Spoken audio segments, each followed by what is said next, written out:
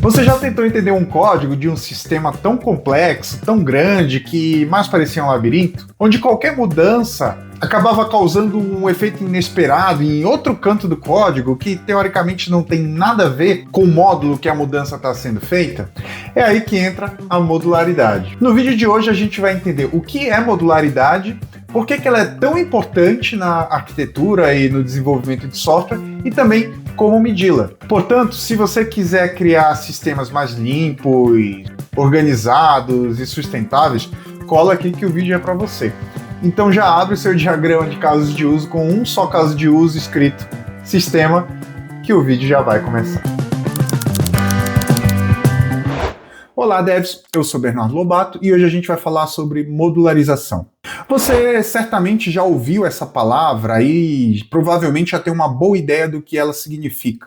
Embora seja um tema, um princípio central dentro do desenvolvimento e arquitetura de sistemas, tem se provado muito difícil definir modularidade de uma maneira consistente. Conforme mostrado nessa citação de Glenn Myers de 1976, esse não é um problema novo dentro da arquitetura. 95% das palavras sobre arquitetura de software são gastas exaltando os benefícios da modularidade e pouco ou nada é dito sobre como alcançá-la.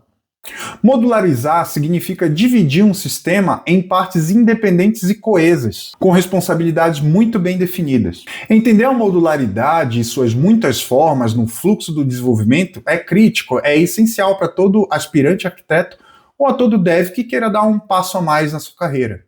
Modularizar é um princípio de organização. Se um arquiteto projeta ou desenha o sistema sem pensar em como as partes interagirão, como as partes se juntam, esse sistema muito provavelmente apresentará muitas dificuldades de manutenção e de evolução no geral, no decorrer da sua vida útil. Fazendo um paralelo com o mundo da física, para quem já teve algum contato com o conceito de entropia, fica um pouco mais fácil de entender. Não querendo bancar o físico aqui, longe de mim, mas tentando conceituar grosseiramente, entropia representa o grau de desorganização de um sistema ao longo do tempo.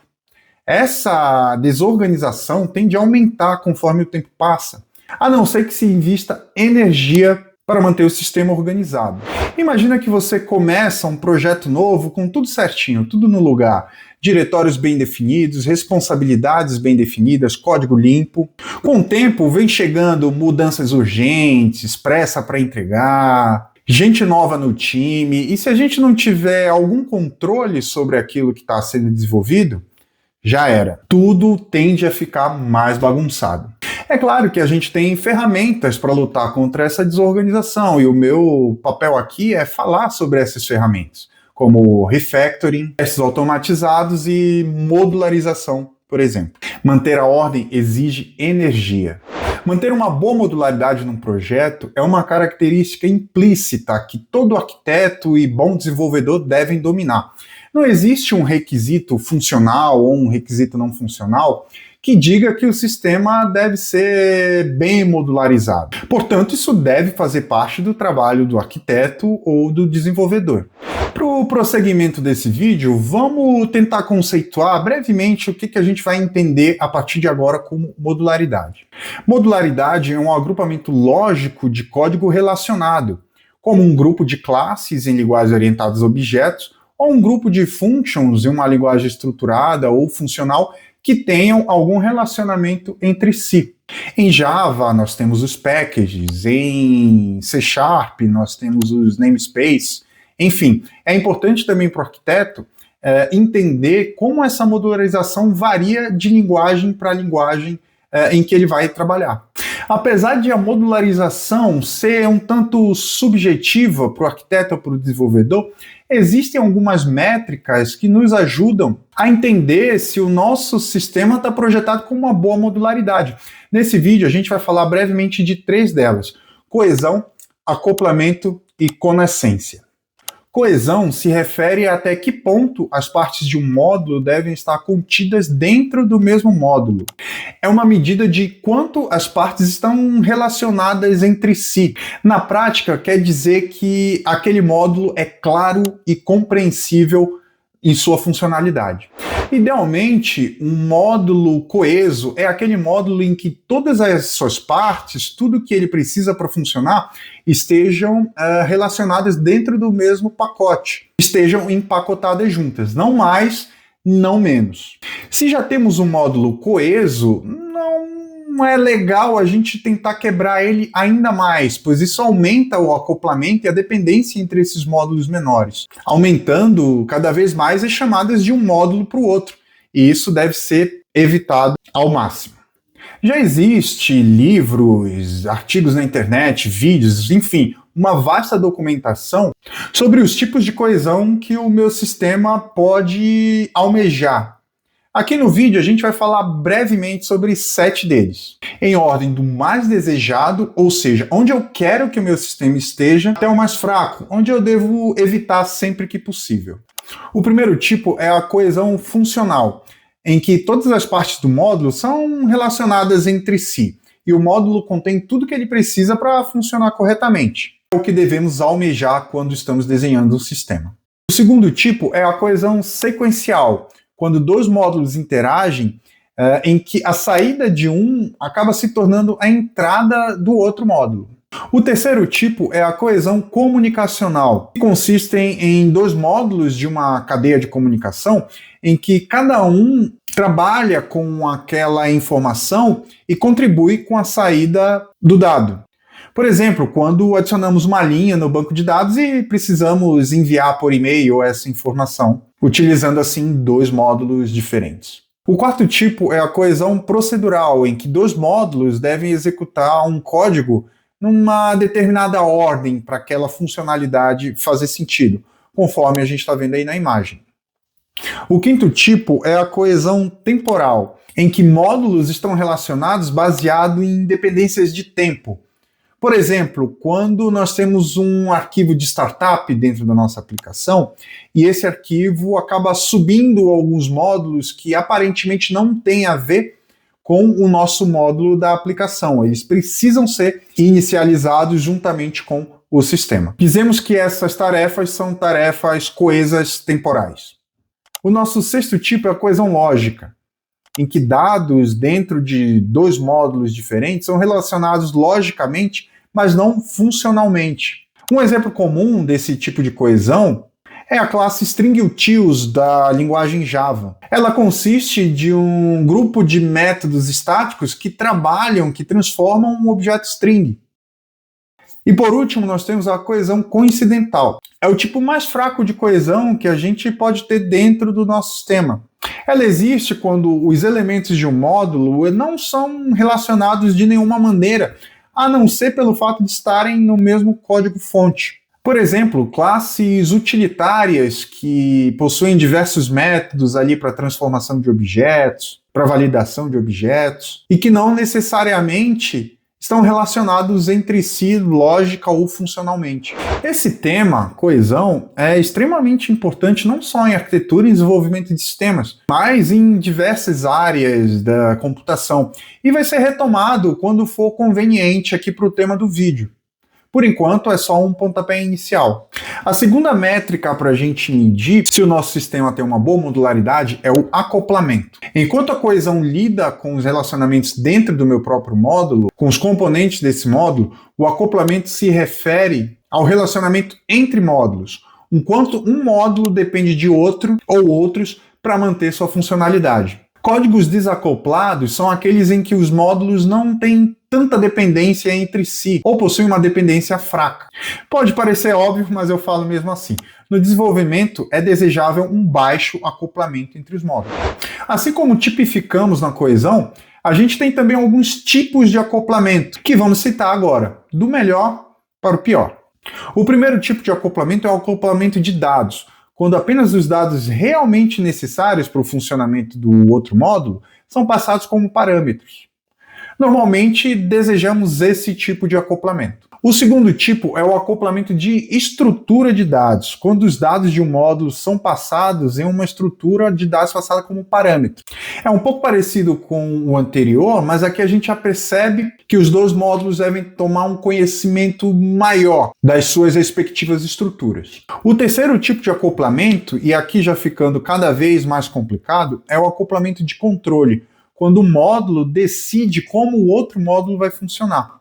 O quarto tipo de acoplamento é o acoplamento global, quando os módulos podem ler e escrever dados globais de um outro módulo a qual ele faz referência. E o quinto e último tipo de acoplamento é o acoplamento de conteúdo, que é quando o módulo pode acessar, modificar ou se referenciar diretamente de conteúdos de outro módulo. Aqui, só de falar, de conceituar, a gente já vê que tem alguma coisinha que não está funcionando direito, concorda? Agora eu quero deixar um ponto aqui extremamente claro. Não é possível remover o acoplamento por completo. Os módulos precisam dessa interação para a aplicação poder funcionar a contento. O que devemos fazer é desenhar o sistema e nos policiar para que esse acoplamento seja o mínimo possível. E para obter esse tipo de acoplamento mais desejável, é essencial que os módulos se comuniquem por uma interface muito bem definida, muito bem estruturada. Normalmente, quando o sistema está mal projetado, quanto maior o grau de acoplamento, menor é o meu grau de coesão, conforme a gente pode ver nessa imagem. E a nossa terceira métrica para medir a modularidade do nosso sistema é a chamada conassência. Conassência é uma métrica de design de software que qualifica o grau e o tipo de dependência entre os componentes de software, avaliando sua força e localidade, ou seja, o quão próximo essa dependência está da base de código. Conassência é um conceito que ajuda a entender e gerenciar o grau de dependência entre diferentes partes de um software. Conassência é como as partes de um sistema estão cientes das outras partes. E quanto mais a gente entender isso, quanto mais a gente se aprofundar nisso, mais obtemos o controle da complexidade do nosso sistema e melhoramos a sua manutenibilidade. Vamos falar brevemente sobre os dois tipos de conassência que nós temos, a conassência estática e a dinâmica. A conassência estática, ela foca no código e nas dependências que se manifestam antes da execução, em tempo de compilação. Dentro da conassência estática, nós temos a conassência de nome, em que vários componentes precisam concordar com o nome de uma entidade. Por exemplo, se uma API espera um nome de campo chamado user_id, tanto o front-end quanto o back-end devem conhecer essa entidade e devem implementar o mesmo nome para que não haja falha ali na comunicação. Hoje em dia, com as ferramentas que a gente já tem para desenvolvimento, é um pouco mais fácil lidar com essas mudanças de nome, principalmente em um sistema monolito, em um sistema não distribuído, mas ainda assim é bom a gente entender que representa um tipo de dependência. Um outro tipo de conassência estática é a conassência de tipo. Nesse caso, diferentes componentes devem concordar com os tipos de dados. Por exemplo, se o mesmo campo do exemplo anterior, o user_id, for do tipo UUID, ambos os lados, tanto back quanto front, quanto o meu broker de mensageria, precisam saber disso e tomar os cuidados para respeitar esse tipo ali na minha comunicação. Um terceiro tipo de conassência é a conassência de significado ou de convenção. Nesse tipo, os componentes precisam concordar sobre o significado de alguns valores específicos. Por exemplo, em alguma escala dentro do código, é comum usar alguns tipos de constantes para representar status, como, digamos, 1 para ativo e 0 para inativo. Dessa maneira, é essencial que todos os componentes ali da minha arquitetura entendam o significado dessas constantes, e uma mudança delas pode impactar o sistema como um todo. Continuando, nós temos a conassência de posição. Já nesse caso, é um tipo de conassência em que a ordem dos valores importa. Um exemplo seria a ordem de parâmetros dentro de uma função ou uso de posições específicas de um array, por exemplo. E mudança nessas ordens podem ocasionar um comportamento inesperado dentro do meu sistema. E o último tipo de conassência estática é a conassência de algoritmo. Nesse caso, diz que os componentes do meu sistema, do meu módulo, precisam concordar com o algoritmo em uso. Por exemplo, se o front e o back-end utilizam algum tipo de cálculo específico para validar algum tipo de dado ou aplicar alguma função de criptografia, ambos precisam estar cientes e sincronizados da fórmula exata, senão o sistema todo pode ruir. O segundo grande tipo de conessência é a conessência dinâmica, que envolve as dependências que podem acontecer em tempos de execução, que pode ser um pouco mais difícil de debugar e exige um cuidado maior com o comportamento do sistema em condições reais. O primeiro tipo de conessência dinâmica que a gente vai citar é a conessência de execução. Nesse tipo, a ordem de execução das minhas funções é importante. Por exemplo, numa sequência de comandos com a finalidade de enviar um e-mail, definir o destinatário deve acontecer antes do envio, por motivos óbvios. Caso essa ordem não seja respeitada, o sistema pode ocasionar em erro. O segundo tipo de conessência dinâmica é a conessência de tempo. Nesse tipo, o tempo de execução precisa ser coordenado entre os componentes. Um exemplo clássico é uma condição de corrida dentro de um sistema multithread, onde duas threads precisam acessar um sistema no mesmo instante. O terceiro tipo de conessência dinâmica é a conessência de valores. Nesse tipo de conessência, os valores interdependentes precisam ser modificados em conjunto. Por exemplo, em um sistema de transação com um banco de dados distribuído, se um valor muda, os valores relacionados a esse primeiro precisam ser atualizados simultaneamente, para evitar inconsistências. A gente vai falar bem mais sobre isso quando a gente começar a falar de arquitetura distribuída. E o último tipo de conessência dinâmica é a conessência de identidade. Nesse tipo de conessência, os componentes compartilham e referenciam uma mesma entidade ou uma mesma estrutura de dados. Como no mesmo exemplo anterior de banco de dados distribuídos, onde diferentes instâncias precisam manter dados atualizados e consistentes. Tá bom, mas por que a conessência importa quando eu estou projetando, quando eu estou desenhando o meu sistema? Ela é importante porque ajuda a gente a ter uma espécie de mapa, uma tabela de dependências da minha aplicação. E isso ajuda a gente a criar e a manter um código que sobreviva a mudanças, que aguente as mudanças sem quebrar e sem se tornar caótico. E quando a gente já sabe sobre todas essas dependências, fica muito mais fácil a gente se planejar e fazer uma mudança nesses componentes para evoluir o sistema de uma forma mais sólida, com uma base sólida e sem sustos.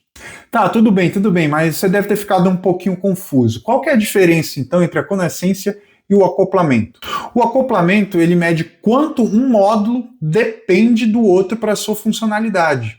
E a conessência mede quão fortemente esses dois módulos precisam mudar e quão perto essas mudanças estão do meu código-fonte. Na conessência, a gente já tem essas alterações mapeadas. Eu sei, bastante informação, né? Respira, volta o vídeo, anota, é bastante coisa para lembrar de uma só vez, mas eu garanto que é um conhecimento bastante útil para você aplicar hoje mesmo aí no seu dia a dia de trabalho. Bom, e para finalizar aqui o nosso vídeo, nós vimos que modularização não é só uma questão de organização, é uma estratégia para manter o nosso código sempre sustentável, testável e evolutivo.